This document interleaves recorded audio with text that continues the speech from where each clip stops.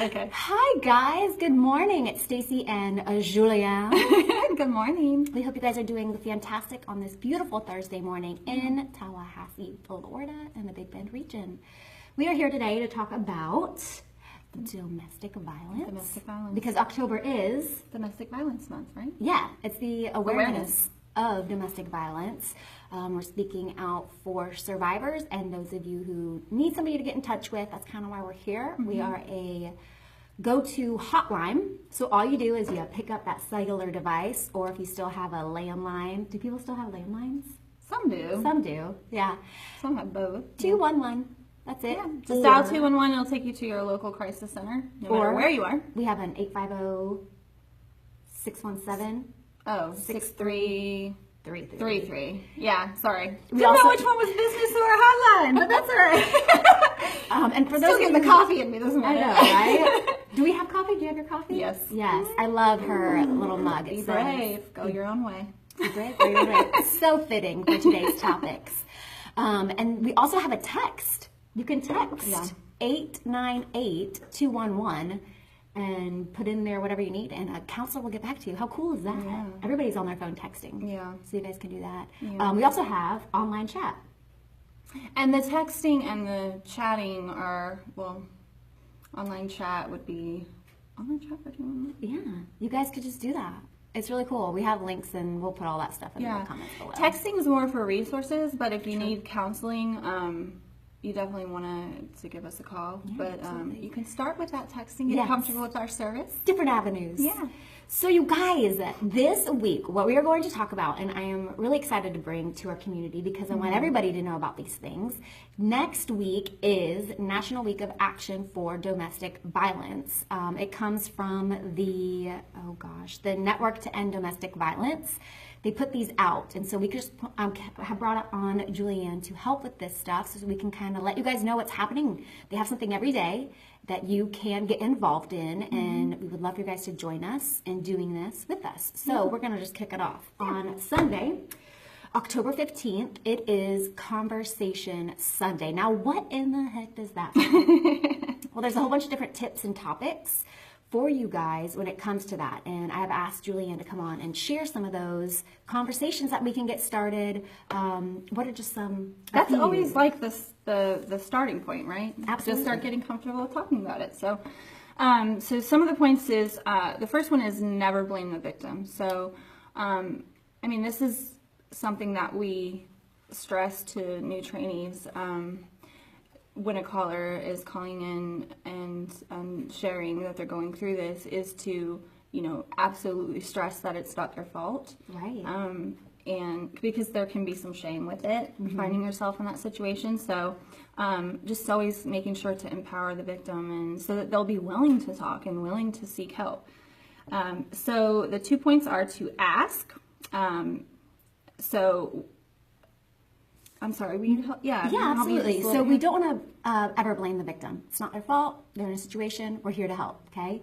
Good question. Why does the abuser choose the abuse? So why are they staying in it? And there can be, we're going to talk later about barriers, but there can be a lot of different reasons why they may stay. And then it's another one. Respond, and talking about domestic violence being rooted in power and control. So, Okay.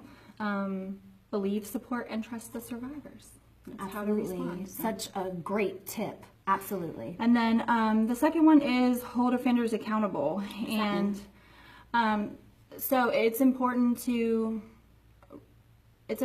make sure that we are doing that we're holding the offenders accountable for their behavior. So we want to help the victim, and we also want to make sure that this one's kind of, there's two sides to this. So and I don't want to offend anyone that has gone through domestic violence, that's been a victim of it. But we also want to make sure that the offenders are getting help, because sometimes they do call into our hotline. Okay. They recognize that what they're doing is wrong. They're hurting the people that, sometimes the closest person to them that they love, and they don't really know how to control that. So they may be seeking resources to get help to So you're saying stop that being not an just offender. the victim can call 211, Yeah, exactly. but potentially the offender has someone to call and talk to about how to stop or get help. because that's absolutely Which a we thing. we can address both sides of it, Wow. getting that victim out of that situation and also hopefully helping the offender to stop the future abuse. Wow, that's an extremely powerful conversation you guys can Yeah. get started. What's something else? Challenge the widely held perceptions about domestic violence. Okay. Why can't survivors just leave? Mm-hmm. Why don't you leave? If you're going through that, why not leave? But there can be threats of harm. Right. And so it can be really scary to leave because when we have callers call in, part of what we're talking about is making a safety plan for if they do leave, because that is actually the time when they're the least safe, is that transition out of the relationship. It's going to make the offender angry because they're losing that power and control, and so they're going to try really hard to get that back. Okay. So that's one reason, but just talking about these things and being open to why that can happen. Absolutely. Yeah, we're gonna move on. Yeah, we I have guess. notes. We have to. There's a lot to cover There here. are. You touched on power and control. How about maybe a survivor's perspective? Yeah, Trusting it? for sure. Yeah. Yeah, just making sure to affirm, where they're coming from, their position, so that you can empower them to find their own voice and advocate for themselves and be willing to leave. Right, I love that. And one more tip we'll share. Oh, remember that domestic violence affects us all.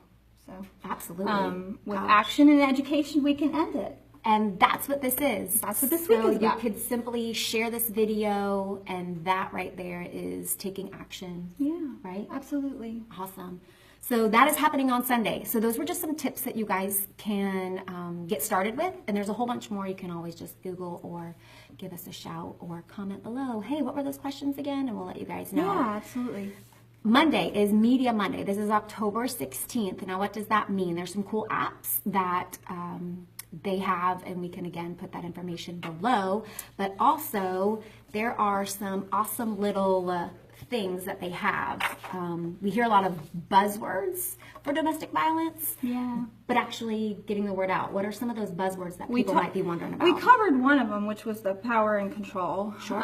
There's also immigration. So for immigrants, they're in more of a vulnerable position. They can be taken advantage of. So that's one of the buzzwords. Housing, Okay. survivor, advocate, and barriers. And I wanted to touch on the barriers. 'cause Please, I think absolutely. That's extremely important. It can really prevent getting out of the domestic violence. So one thing I was thinking about when we were talking about this and kind of covering this material beforehand was that in that power and control, the offender is going to try and isolate that victim, and so it can really reduce the resources and put up these barriers to leaving. And so those can be including the lack of financial assets, resources, housing and childcare, social isolation, and then there's also the cultural and religious expectations, and then there's some distrust of law enforcement and more. So reaching out to 211, I think, is a huge part of addressing those barriers, because we can look up resources to sort of put some things in place for the person that wants to leave, to make a safe way for them to exit the relationship. And they can Whether also that's- call to kind of create that plan. Yeah, from what I heard you exactly. touch Whether on. that's like, a safety plan. Okay. So, if it's like, putting a bag together and sending it, to a trusting neighbor, so that if they have to, sorry. No, that's okay. Escape the film. I love it because it's a subject of passion for me, so I'm sorry I got a little emotional, but she is a huge, huge advocate for domestic violence. That is one of the biggest reasons why she is here, sharing all of this information and being on the hotlines and answering these calls. So You can I imagine- thank you. Yeah, That is so huge. So Thanks. yeah, You can, and I'm happy to do it, but you can imagine that if you, if something goes awry in the middle of the night, how do you get your kids and you to safety? Right. And so having a plan where you have some numbers right. of who you can call immediately, so when you're in panic and you can't think, you just style.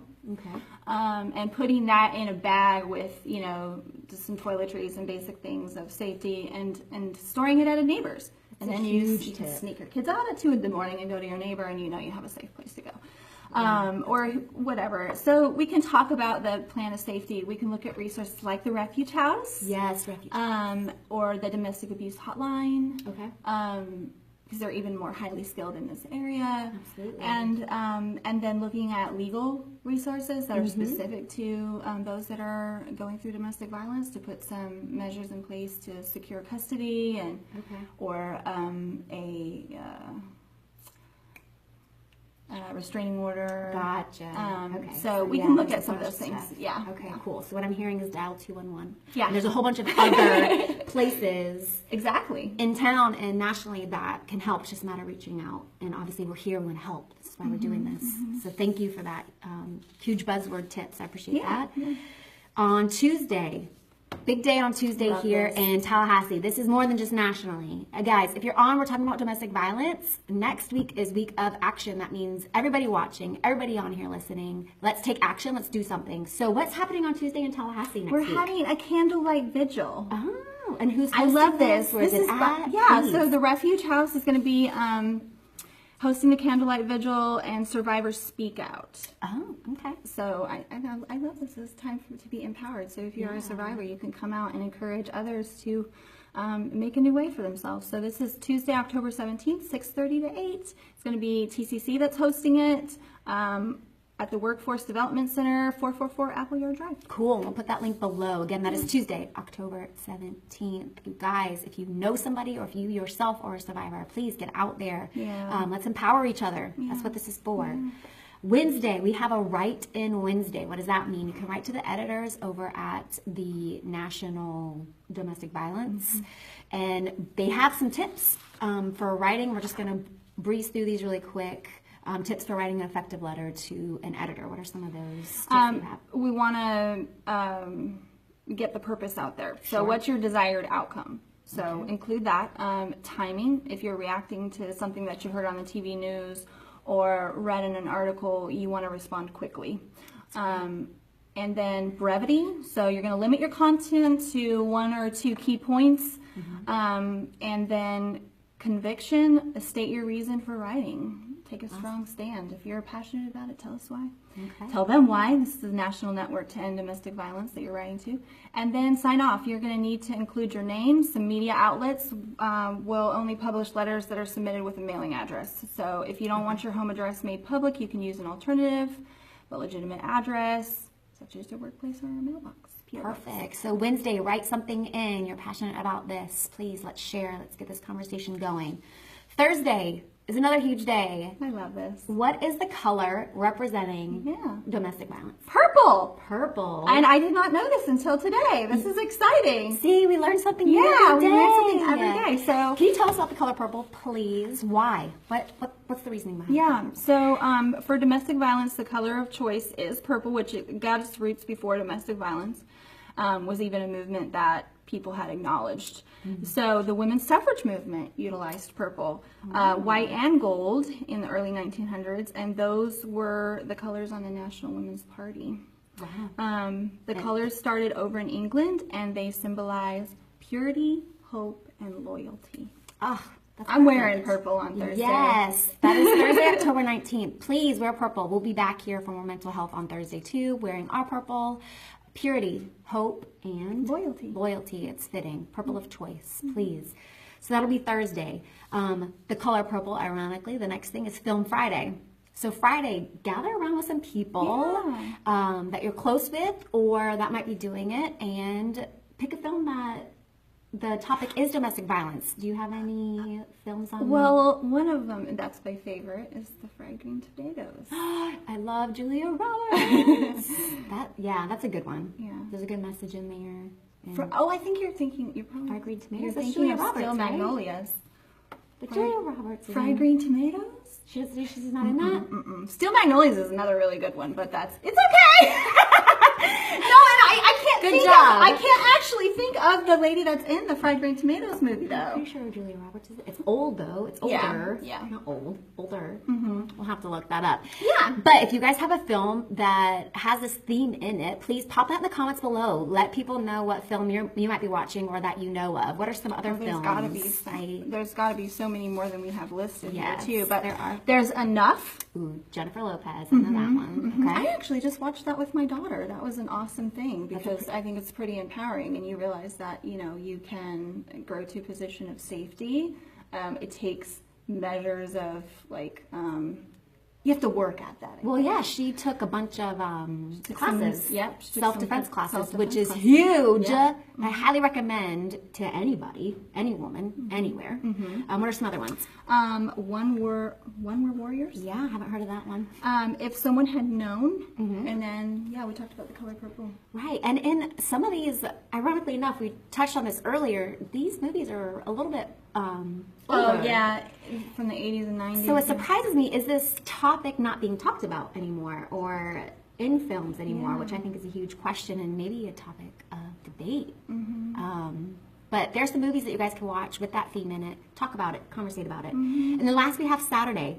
That would be October 21st. What do we have going on that last day of Action Week for domestic violence? Shout out Saturday! And what does that mean? So we're going to celebrate the people that we admire, that speak out for survivors and for their voices to make a difference. Absolutely. I love it. Yeah. So one person that we want to mention is Dana Brooks, who's Dana Brooks Cooper. Yeah, who's on our board and is always She's a strong advocate. Yeah, Absolutely. advocating for this. So I want to give a shout out to Legal Services North Florida Absolutely. because they specifically help those that are escaping domestic violence with legal services, pro bono legal services. So great. I love that. That's Yeah. perfect. And the Refuge House is another great Absolutely. advocate, people helping people. So you guys, Safe housing. I want to thank you so much for coming on here and Oh, sharing thank all you of for these. having us. Thank you for putting all this together and for making sure to get the community aware of this topic. It's so important. I agree 100%. And I want to stress that whether, if you know somebody that's in a situation, please call in and, have a discussion with us about how to help them. If you're in that type of situation and you need some help, please give us a call, 211-24/7. If you're an offender and you want help, call us and we'll look at resources to help get you, to get those things under control for you, so you can really love your family. Yeah, I love that you touch on that because partner. 211 is non-judgmental. That is a huge part of our mission, and I think that's great that you brought that up. So I want to thank you. You guys, if you missed any of this stuff, well, I'll put the link below so you can see what's going on what day next week with the Network of to End Domestic Violence. And I want to see everybody out there at that candlelight vigil. Yes, Candlelight Vigil Tuesday. Wear Purple Thursday. We'll remind you. So please do your part. Share this video. Share buzzwords on social media about absolutely. domestic violence. Have a conversation. Please. Start that conversation. Yeah, and I want to thank you for having a conversation about it with Thank you. me. You guys, this is 211. Thanks for watching. Your region's go-to hotline. Julianne, with help comes hope. hope. Yeah, You guys, absolutely. thank you. Have a great rest Thank of your you. day.